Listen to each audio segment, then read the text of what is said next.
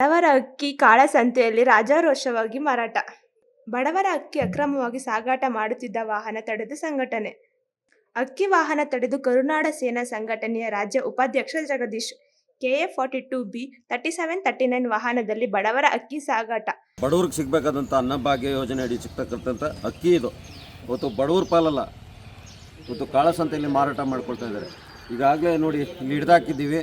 ರಾಮನಗರದಲ್ಲಿ ಅಕ್ರಮ ಅಕ್ಕಿ ದಂಧೆ ಜಾಲ ಪತ್ತೆ. ಕಾಳಸಂತೆಯಲ್ಲಿ ಮಾರಾಟ ಮಾಡ್ತಕ್ಕಂಥ ನದೀಮು, ಅತೀಕು, ಸಲೀಂ ಅಂತಕ್ಕಂಥವ್ರು ಇನ್ನೂ ಬೇರೆ ಬೇರೆ ಇದ್ದಾರೆ. ಇದು ಕೇವಲ ಬೆರಳಿಕೆ 3 ಜನ ಅಷ್ಟೇ ಕಣ್ಮುಂದೆ ಕಾಣ್ತಾ ಇರ್ತಕ್ಕಂಥದ್ದು. ರಾಮನಗರ ತಾಲೂಕಿನ ನಾಗೋಹಳ್ಳಿ ಬಳಿ ಸಿಕ್ಕ ವಾಹನ. ಸುಮಾರು 2,000 kg ಅಕ್ಕಿ ಸಾಗಾಟ ಮಾಡುತ್ತಿದ್ದ ವಾಹನ.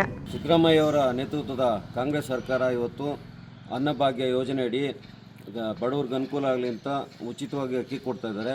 ನೋಡಿ, ಈಗ 3 ಗಂಟೆ ರಾತ್ರಿಲಿ ಅದು ಲೋಡ್ ಆಗ್ತದೆ.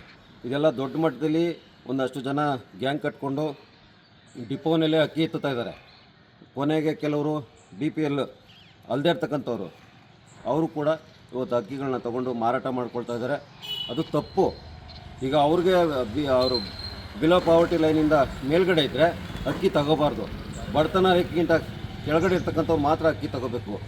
ಏನಾಗಿದೆ ಅಂದರೆ ಕೆಲವ್ರಿಗೆ ಅನುಕೂಲ ಇರ್ತಕ್ಕಂಥವ್ರು APL ಕಾರ್ಡ್ ತಗೋಬೇಕಾದಂಥವ್ರು ಕೂಡ ಇವತ್ತು BPL ಕಾರ್ಡ್ ತೊಗೊಂಡು ಅಕ್ಕಿಗಳನ್ನ ತೊಗೊಂಡು ಅವರು ಮಾರಾಟ ಮಾಡ್ಕೊಳ್ತಾ ಇದ್ದಾರೆ. ಸಾರ್ವಜನಿಕರು ಕೂಡ ತಪ್ಪು ಮಾಡ್ತಾ ಇದ್ದಾರೆ. ಅದೇ ರೀತಿ ಕಾಳಸಂತೆಯಲ್ಲಿ ತೊಗೊಳ್ತಕ್ಕಂಥವ್ರು ಡಿಪೋನಲ್ಲೇ ನೇರವಾಗಿ ಮಾರಾಟ ಮಾಡ್ತಕ್ಕಂಥ ಅಕ್ಕಿನ ಶಾಮೀಲಾಗಿ ಮಾರಾಟ ಮಾಡ್ಕೊಳ್ತಾ ಇದ್ದಾರೆ ಡಿಪೋನವರು ಕೂಡ. ಇದು ಒಂದು ಅಕ್ಷಮ್ಯ ಅಪರಾಧ.